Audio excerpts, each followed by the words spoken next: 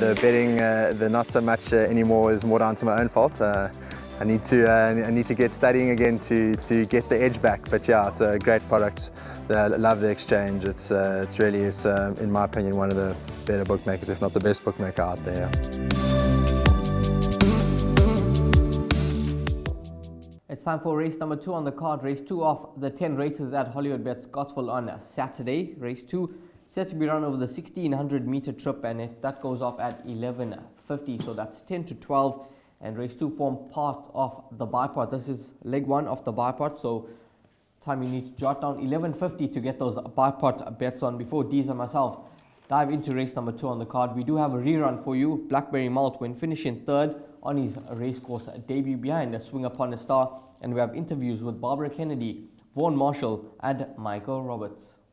Useful lead at the 300. Gonna take some catching. Boundless Bash the Grey is second. John Dunbar. Majestic Warrior. But if you're on number 3, Swing Upon a Star, you can go stand in the queue and be the first to collect, because this is Bullseye. Swing Upon a Star, as easy as you like.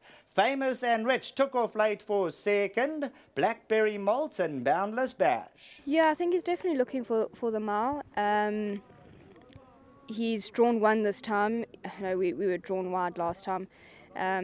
With Warren up, I think if we can have him pretty handy, he's got his big galloping action, and I think he's looking to use that. So I think if we get up front, I think he could be a big runner. Yeah, so the blinkers did the trick with him at Greyville. He's come out of that run very, very well. And I think with Somanga on him, he's in with a big chance. Yes, he improved 20 lengths off his first start, which was too short for him. He's stepped up now to the mile trip. This will be another run to strengthen him up before he steps up further. Yeah, he's got to show some improvement before we can start putting him into anything. He has been a bit disappointing. His work at home is a lot better than what his form suggests. Yeah, he's completely dumb still, and I think only with racing is going to bring him on. I think still another 2 or 3 runs before the penny drops with him. Well, we heard there from Rachel Venica for Michael Roberts. Of course, she does ride for Michael Roberts in this race for Board Master General. But my top choice in this lineup is going to be horse number 3, Blackberry Malt. Now, we saw his rerun on debut. He was reserve number 2 that came into the race, given draw number 7. He was at the back end of the field for most of the way, but he ran on nicely to be beaten under 2 lengths behind a Swing Upon a Star. Second in that race was Rich and Famous from the Glen Cotton Yard as well. Now, Swing Upon a Star, he was a comfortable winner. That must be said. He was well fancied on his debut run when disappointing in a Work Riders event, but he set the record straight on the poly track. And Blackberry Malt, he ran on strongly. He's a lot better drawn now. He steps up in trip to 1600, which I think is the key. Robert Carty gets a ride once again. And I think he's a horse that he's going to get into a decent position. And I think Robert Carty could guide this one home. Yeah, he looks like a horse that's got plenty of scope for improvement to come. The dam did not win. There's no siblings to compare against to use as a yardstick. But having watched him on debut, I think that this extra distance could be what he's looking for. You mentioned that Swing Upon a Star comes from a Work Riders race up in Gauteng.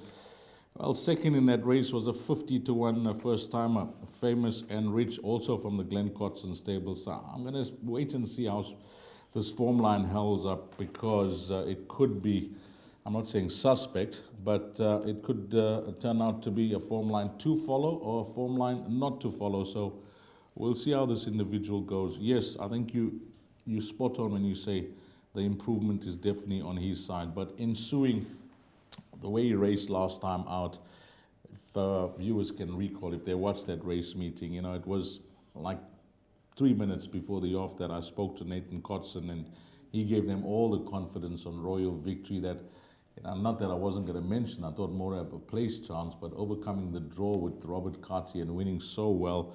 But this horse, credit to him, he fought all the way to the line.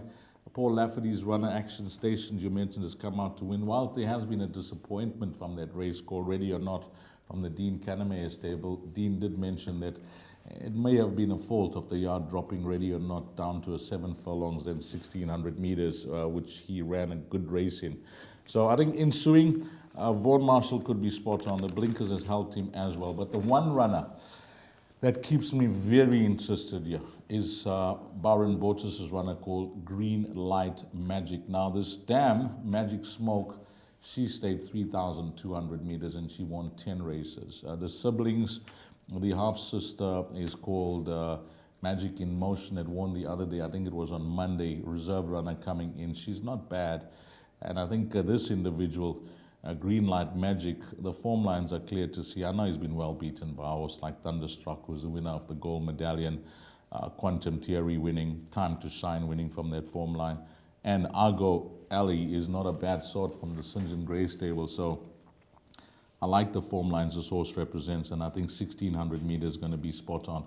We know that the Byron Borcher stable is coming down for Light the Moon, but they may have needed horses to, to fill up a float, and he picked his spots, and I think he could have picked a nice spot for this horse. Absolutely, and that, as you mentioned, Thunderstruck form line's working out really nicely. My only concern is that he's been comfortably beaten in his 2 starts to date. Therefore, I'm leaning towards Blackberry Mount and Ensuing ahead of Green Light Magic, but there's no doubt the form lines are strong, and stepping up in trip to 1,600, it's going to suit him right down to the ground. The horse number 10, Boundless Bash, now, he had his first run after Geldin last time out. He wasn't too far behind Blackberry Mount. Is he the type of horse that you think will enjoy the 16? I just wrote here there's not much between himself and horse number 3. So if the form is reversed, that wouldn't be a surprise. But the plus here with this horse is that Richard Fourie has had an awesome season. He retains the ride. So he must have felt something there to have said, I don't mind riding this horse again, number 10, Boundless Bash. So it could be a telltale sign with his chances. But I'm going to go, to sum it up for me before you close it up, Ryle, I'm going to go number 2, Ensuing, as the right horse in the race. My exacta play, and it'll be no surprise to see this horse win, number 6, Green Light Magic. And for 3rd and 4th, I'm in agreement, 3 and 10. Can't split them, but those 2 horses for the minor positions. I'm going to go number 3, Blackberry Mount with Robert Cartier aboard to beat number 2, Ensuing. Hopefully that can be the exacta, followed by the 6, Green Light Magic, and then the 10, Boundless Bash. So 3 and 2, those will be the 2 numbers I include into the first leg of the bipart.